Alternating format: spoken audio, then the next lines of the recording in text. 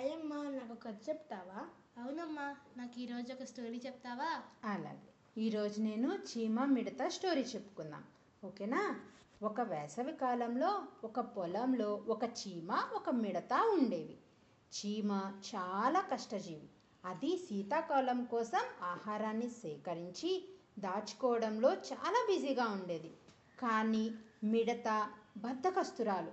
అది వేసవి కాలం అంతా చక్కగా ఆడుతూ పాడుతూ ఉండేదన్నమాట.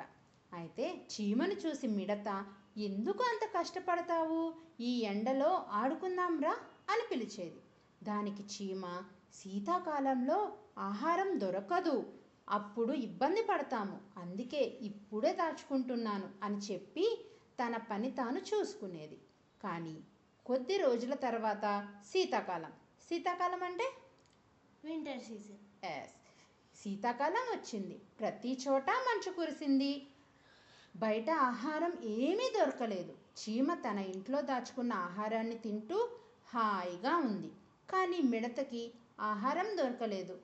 ఆహారం దొరకకపోతే ఏమవుద్ది? చాలా ఆకలిస్తుంది కదా.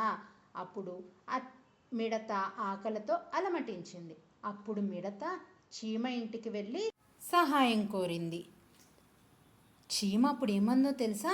వేసవిలో నేను కష్టపడుతుంటే నువ్వు ఆడుకున్నావు, ఇప్పుడు బద్ధకం వల్ల ఇబ్బంది పడుతున్నావు అని చెప్పి ఆకలితో ఉన్న మిడతకు ఆహారం ఇచ్చింది. అలా ఇచ్చి హెల్ప్ చేసింది కదా. ఎందుకు హెల్ప్ చేసింది? వాళ్ళిద్దరూ ఫ్రెండ్స్ కాబట్టి.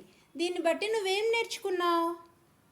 ఎప్పుడూ సోమరిపోతుగానే కాకుండా కష్టపడుతూ ఉండాలి.